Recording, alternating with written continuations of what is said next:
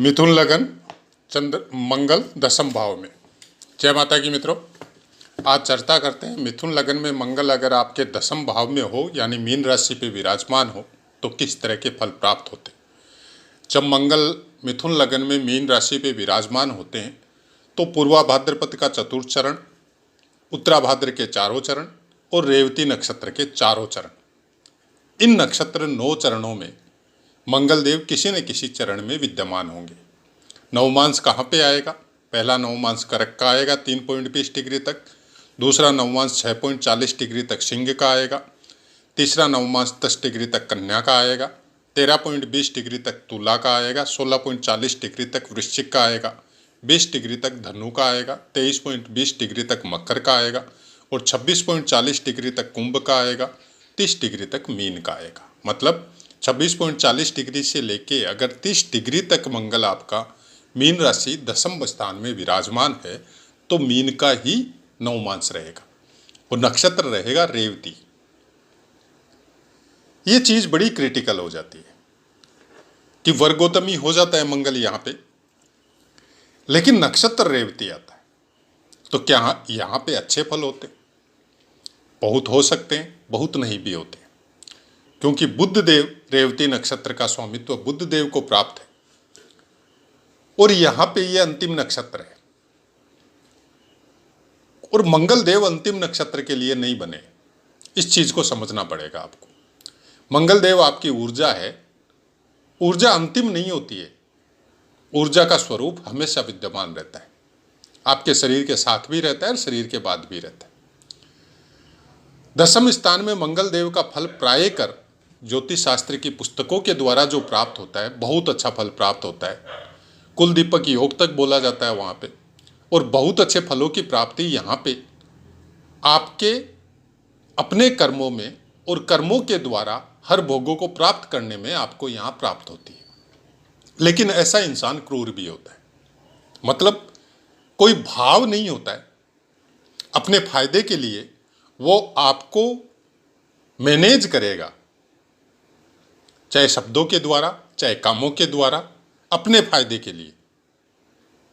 लेकिन आपके साथ कोई इस तरह से भावनात्मक रिलेशन ऐसा इंसान जनरली नहीं रखता है। बहुत प्रोग्रेस करता है, बड़ी इंडस्ट्री का मालिक हो सकता है, बहुत बड़ा प्रोफेशनलिस्ट हो सकता है, बहुत बड़ा बिजनेस इनका हो सकता है, बाकी ग्रहों का योगदान यहाँ पे देखना पड़ेगा। लेकिन दसम स्थान का मंगल देव बहुत अच्छे फल प्राप्त करवाता है, ये एकदम सही बात है। यहाँ से ये अपनी चतुर्दृष्टि आपके लगन के ऊपर डालेगा।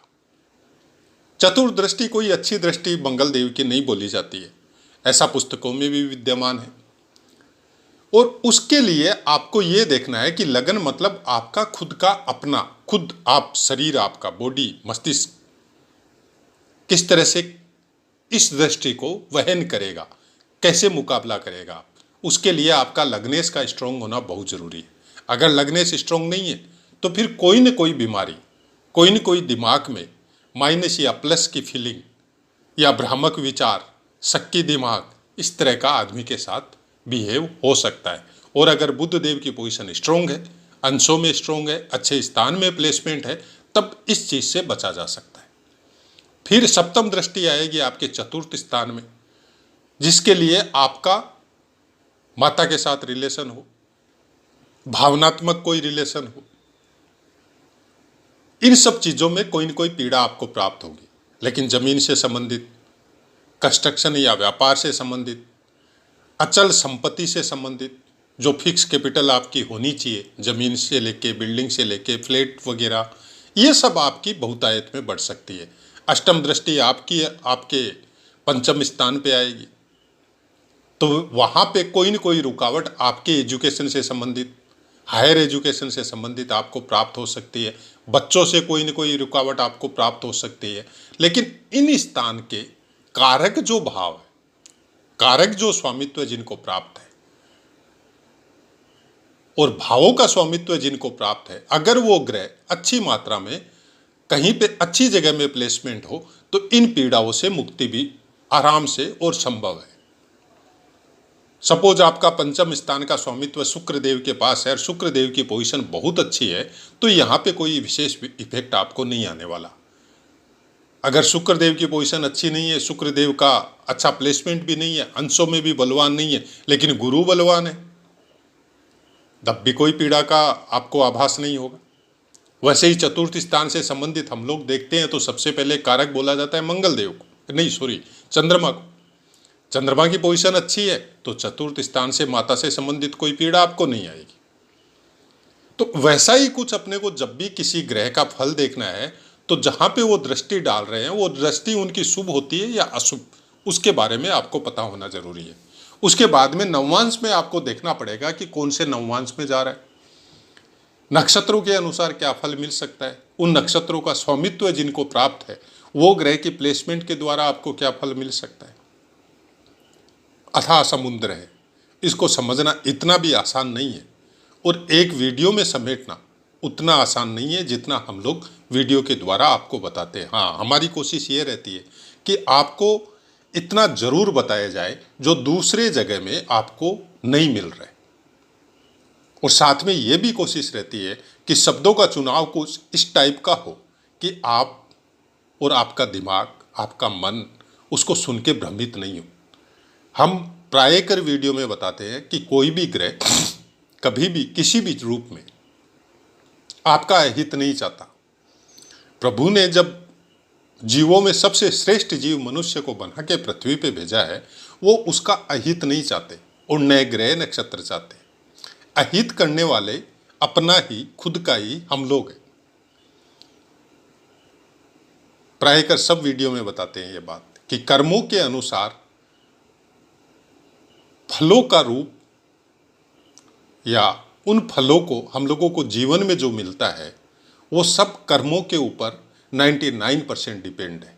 प्रारब्ध फिक्स है, कर्म फिक्स नहीं है, और प्रारब्ध को काटने की क्षमता आपके कर्मों में है। वो प्रारब्ध कब आएंगे कब निकल जाएंगे आपको पता भी नहीं चलेगा अगर कर्म अपने सही जा रहे हैं, और उसका प्रतिनिधित्व आपकी कुंडली में चंद्रमा करता है। जब आप मिथुन लग्न के फलों का जब अध्ययन कर रहे हैं तो इन्हीं फलों को आपको अपनी चंद्र कुंडली में भी लगाना है, और खासकर चंद्रमा की पोजीशन देख के लगाना है कि चंद्रमा जिस राशि पे बैठा हुआ है उस राशि पे वो बलवान है, क्षीण है, अच्छे फल देने लायक है, किस ग्रह के साथ बैठे हैं, अलोन है, उसके अगल बगल में कौन से ग्रह है, क्रूर है, पापी है, सौम्य है, शुभ है, वो सब आपको देखना बहुत जरूरी है। वो बहुत ज़्यादा डिपेंड करता है आपकी अपनी यात्रा, जो आप एक मेच्योरिटी के बाद में जो बिताएंगे, जिसका आपका अपने ऊपर स्वतंत्र प्रभाव रहेगा कि आप कैसे कर्म करेंगे, किस तरह से परिवार को चलाएंगे, किस तरह से वर्क करेंगे, कौन सी सर्विस करेंगे, और किस तरह के आदमियों के साथ आपका उठना बैठना होगा। ये सब चंद्रमा के ऊपर डिपेंड है, क्योंकि चंद्रमा मन का कारक है और सब वाइब्रेशन आपके दिमाग में मन के द्वारा ही जाती है। लोग बोलते हैं दिमाग के द्वारा कुछ नहीं करते आप। दिमाग केवल उस मन के आदेश का पालन करता है। आपके मन में कोई चीज, कोई इच्छा, कोई जागृत हुई और वही विचार आपके मन के द्वारा आपके दिमाग के अंदर गए, और वो दिमाग पूरे शरीर को आदेश देता है कि ये करना है। तो उस स्थान का अच्छा होना और मन के कारक चंद्रमा का अच्छा होना हर आदमी के लिए जरूरी है। और अगर चंद्रमा कहीं से नेगेटिव है, कहीं से थोड़ा सा खराब है, कहीं से अंशों में थोड़ा सा कमजोर है, तो फिर सूर्य को देखना जरूरी है। वहाँ पे सूर्य अगर आपका स्ट्रोंग है तो सब ग्रहों पे प्रतिनिधित्व या सब ग्रहों को अंकुश में रखने की क्वालिटी आपके अंदर धीरे धीरे धीरे धीरे प्राप्त होती जाएगी। वो वैसी ही कुछ दिनचर्या आपकी होगी, कुछ योग ध्यान साधना में आप जाते जाएंगे, कुछ उन चीज़ों को खोजते जाएंगे जो आम इंसान को प्राप्त होनी बहुत मुश्किल है। दशम स्थान में मंगल देव होके आपके अंदर ऊर्जा का रूपांतर एनी टाइम करेंगे। अपने ही स्वामित्व से वृश्चिक राशि से पंचम होंगे, तो छठे स्थान के लिए बहुत योग कारक होंगे। आप कोई भी कंपटीशन एग्जाम में बहुत जल्दी सफल होने की क्वालिटी आपके अंदर रहेगी। किसी भी लाइन में, किसी भी फील्ड में जाने से आपके अंदर फिजिकल फिटनेस आप अपने दिमाग के द्वारा यूज करेंगे, न कि लड़ाई झगड़े में यूज करेंगे। यहाँ पे मंगल आपका दिमाग का पावर बहुत ज़्यादा मात्रा में ग्रो करता है, लेकिन अपने लाभ स्थान से 12वें हो जाएंगे, क्योंकि मेष राशि आपके 11वें स्थान में मिथुन लग्न के अनुसार आएगी, लेकिन उससे 12वें हो जाएंगे।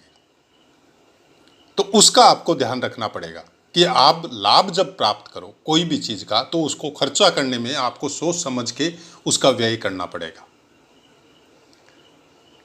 अगर उस चीज पे आपने अंकुश लगा लिया, तब यहां पे दशम स्थान का मिथुन लग्न में मंगल देव का फल बहुत अच्छा प्राप्त होगा। लेकिन अगर उसी चीज को, उसी इनकम को अगर आपने भोगों में, संसाधनों में लगाना चालू कर दिया, तो फिर कई पीड़ा का वातावरण आपके अगल बगल में निर्मित होना चालू हो जाएगा। दुश्मनियां बढ़ेगी, कर्जा बढ़ेगा, सम्मान और मान, ये सब में भी प्रॉब्लम आएगी, क्योंकि दशम स्थान आपके मान सम्मान का भी। बिना मतलब कि कुछ ऐसे एलिगेशन भी लग सकते हैं। दशम स्थान में रहने से आप गवर्नमेंट सर्विस में या डिफेंस वगैरह के क्षेत्र में या उस चीज़ों में भी आप जा सकते हैं।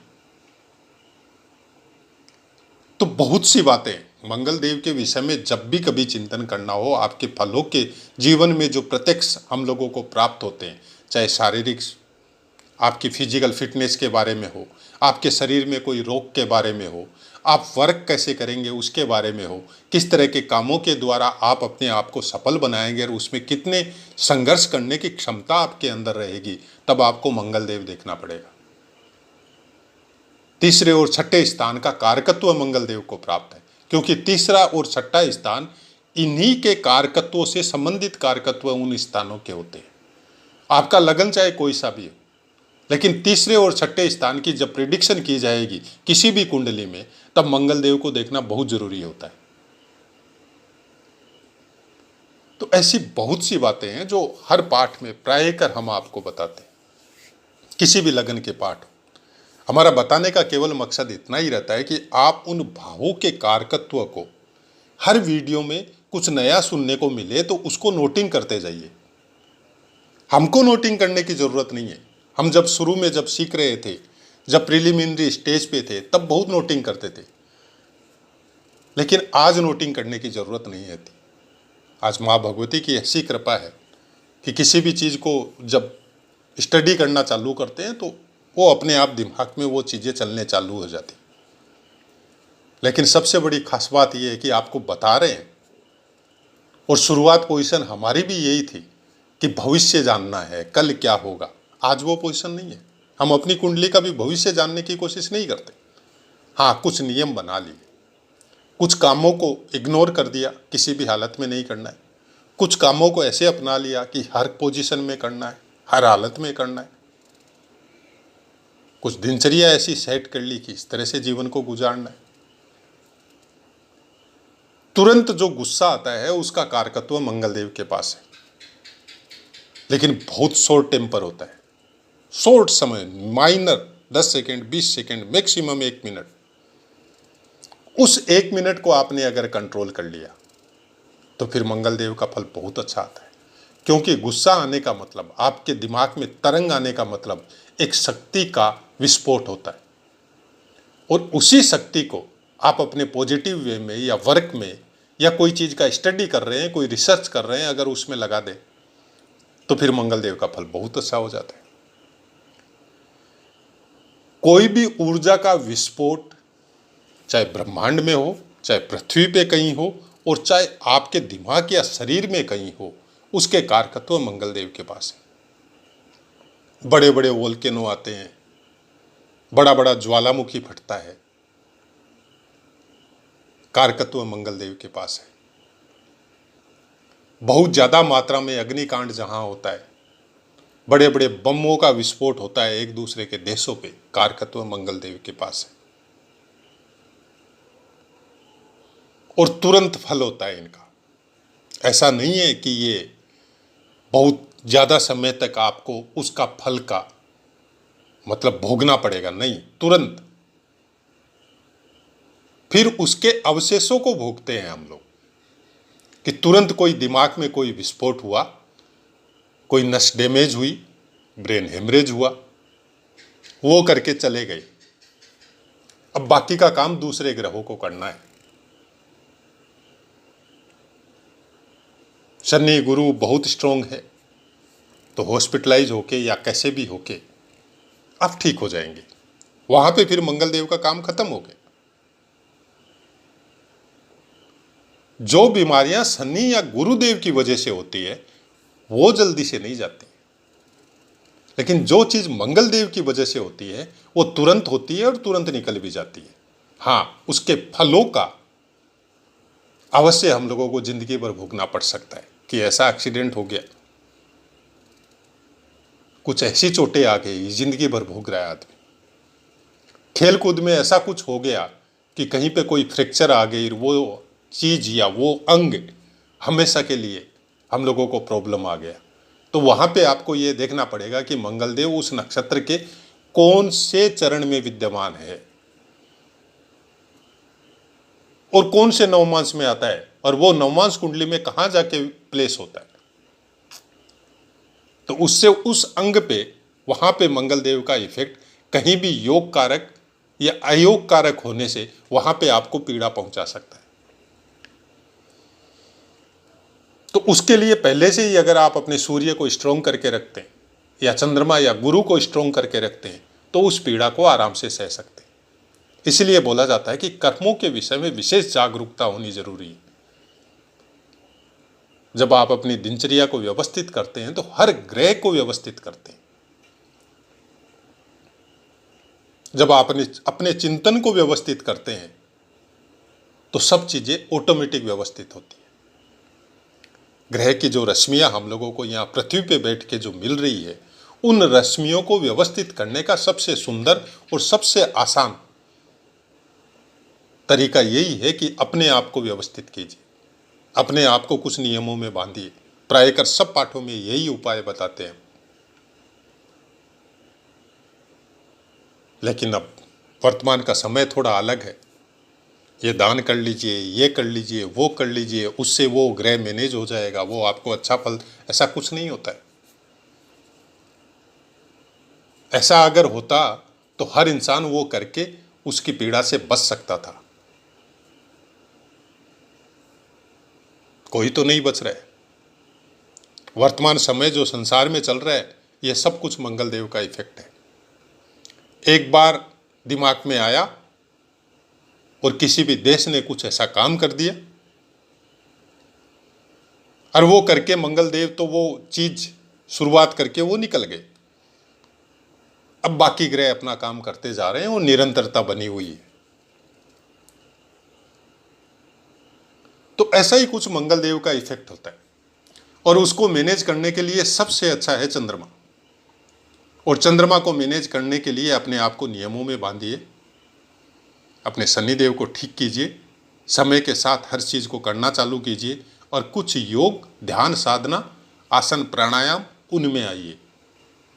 समय का चुनाव कीजिए। उसी समय में आपको, जो समय आपके पास सबसे ज़्यादा खाली हो, कुछ योग, ध्यान साधना में अपने आप को लगाइए। तब मंगलदेव का इफेक्ट धीरे धीरे कम नहीं होगा और कम करना भी नहीं है। ये तो दिमाग से ही निकाल दीजिए कि मंगलदेव को आपको किसी भी दान दक्षिणा से उसके प्रभाव को कम करना है। भूल के भी मत कीजिएगा। उसके प्रभाव को कम करने का मतलब आपके अंदर जो विल पावर है, जो ऊर्जा है, उसको खत्म करना नहीं, कभी नहीं करना है। उस ऊर्जा को पॉजिटिव वे में लगाना है। अपने मन को व्यवस्थित करना है। इसीलिए बोला जाता है कि किसी भी चीज को सोच समझ के करना है। तुरंत दिमाग में मन के द्वारा कोई इफेक्ट आया, ये करना है, रुको, पहले उस पर चिंतन करो, उसके बाद में करो। तुरंत निर्णय मत लो। कुछ चीजों के लिए तुरंत निर्णय लेना पड़ता है।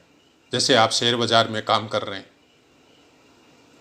या किसी कंपटीशन एग्जाम में बैठे, वहां पे तुरंत निर्णय चलता है, लेकिन वहां पे बुध का इफेक्ट आता है। बुध और चंद्रमा का पर्टिकुलर इफेक्ट वहां पे होना जरूरी है। आपकी कुंडली में वो योग कारक होने जरूरी है। तब उन चीजों में सफल होता है इंसान। मंगल देव ऊर्जा का भंडार है और वो विस्फोट करके आपके दिमाग और आपके शरीर को ऊर्जा प्रदान करवाता है। और गुस्सा एक तरह का विस्फोट होता है। कोई बात आपके मन में लग गई किसी की, वो मंगल देव का काम है। और उसी बात को अगर आप नेगेटिव में ले गए तो मतलब आपने चंद्रमा खराब कर लिया या आपकी कुंडली में चंद्रमा खराब है। और पॉजिटिव में ले गए तो आपके सूर्य और चंद्रमा अगर खराब भी है तो वो अच्छे बन गए, क्योंकि विल पावर बढ़ती है। उसी गुस्से से पॉजिटिव में लेते ही वो चीज आपकी विल पावर में कन्वर्ट हो जाती है। और कहीं ना कहीं मंगल देव भी विल पावर के दाता है, क्योंकि ऊर्जा वो ही प्रदान करते हैं आपको। तो ये चीज तो चाहे आपके मंगल देव कहीं पे भी विराजमान हो, मैनेज करने की कोशिश मत कीजिएगा और नई उसको ऊर्जा को बढ़ाने की कोशिश कीजिएगा। बहुत से ऐसे कमेंट भी आते हैं कि ये ग्रह हमारा अच्छा है तो क्या हम इस ग्रह का ये रत्न पहन सकते हैं। उसके लिए पर्टिकुलर 2 साल पहले ही हमने एक रत्न और हम बोल के ऐसा ही कुछ एक रत्नों के विषय में एक वीडियो बना के पोस्ट किया हुआ है। बार बार उस चीज को बोलना नहीं चाहते, आप उस वीडियो को सुनिए, आपको पता चलेगा। और उसके बाद में भी अगर आपके दिमाग में कोई चीज है तो आप कमेंट कीजिएगा, हम बताएंगे कि भाई हम क्या सोचते हैं रत्नों के विषय। और हमारे हिसाब से पूरा वीडियो अगर आपने सुन लिया तो पूरी तरह ये कॉन्सेप्ट आपका क्लियर हो जाएगा। आप दोबारा उस चीज को नहीं पूछेंगे और कहीं नहीं पूछेंगे। तो आशा है मित्रों पाठ समझ में आया होगा।